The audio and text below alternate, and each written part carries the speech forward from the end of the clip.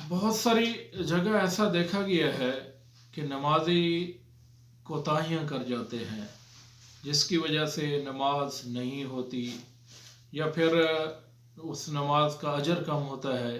जैसे हदीस में आता है कि बाज़ औक़ात इंसान नमाज पढ़ता रहता है 40 साल तक, उसकी नमाज कबूल नहीं होती। और एक हदीस में आता है कि जब इंसान नमाज से फारिग होता है कि बाज़ों को पूरे 10 हिस्से मिलते हैं, बाज़ों को 9 हिस्से, बाज़ों को 8, बाज़ों को 7, 6 और 5 करते करते कि बाद वक्त ऐसा भी होता है कि नमाज को काले कपड़े में लपेट कर उसके मुंह पे मार दी जाती है। नमाज एक बहुत बड़ी इबादत है, एक बहुत बड़ा अमल है जिसको अल्लाह के नबी ने कहा कि जुइलत कुर्रतु ऐनी फिस्सलाह, कि नमाज के अंदर मेरी आंखों की ठंडक रखी गई है। तो इसमें सबसे बड़ी कोताही क्या होती है कि खुसूसन जब इमाम के पीछे जमात के साथ शामिल होते हैं तो भागते भागते आते हैं बाद लोग और ऐसे करके हाथ बांध लेते हैं।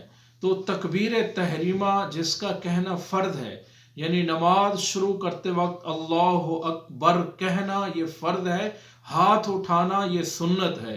तो अल्लाहु अकबर कहा नहीं जाता, सीधा जाके हाथ बांध लिए जाते हैं, नमाज नहीं होती। और फिर अल्लाहु अकबर कहने में भी कोताहियां होती हैं।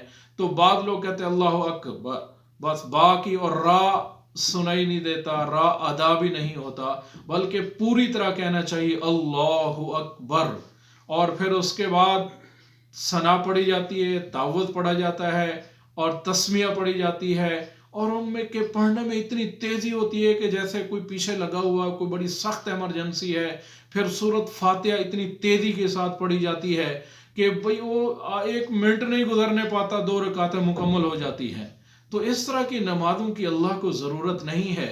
ये नमाज एक बहुत बड़ा अमल है, इसके ज़रिए इंसान अल्लाह के यहाँ मेराज को पहुँचता है।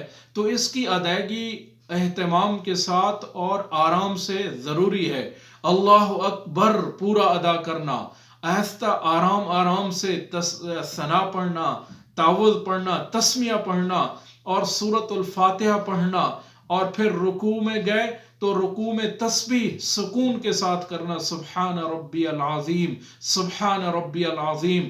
तो ऐसे सीटों की आवाज़ें आ रही होती हैं, जल्दी जल्दी पढ़ा जा रहा होता है, जैसे कोई पीछे बहुत बड़ा खतरा हो और बड़ी इमरजेंसी हो या इसकी गाड़ी निकल रही हो, सुब्हान रब्बियल अज़ीम, सुब्हान सुब्हान सुब्हान सुब्हान। ये तो क्या मतलब होता है, ये क्या मज़ाक है नमाज के साथ। और फिर रुकू में सीधा खड़े होना, और रुकू में सीधा खड़े होना, रब्बना लकल हम्द ये पढ़ना, और अल्हम्दुलिल्लाह हम्दन कसीरन तय्यबन मुबारकन फीही, इन अल्फाज को पढ़ना, इसकी भी अलग से एक फजीलत आई है। और फिर उसके बाद सजदे के अंदर जाना।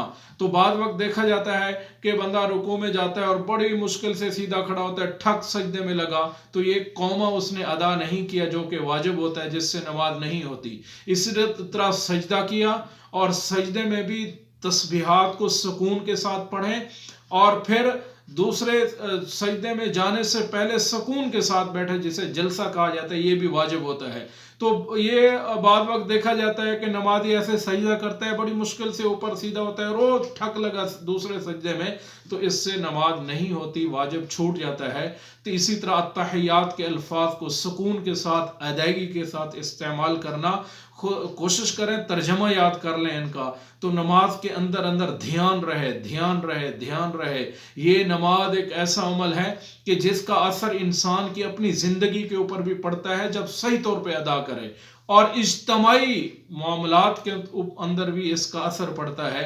तो इसलिए भाइयों, नमाज को सीखें, नमाज को सीख कर और इसको सही पढ़ने की कोशिश करें। ऐसा ना हो कि ये नमाजें हम पढ़ तो रहे हैं तो हमारे मुंह पे ना मारी जाएं। अल्लाह ताला हम सब की हिफाजत फरमाए।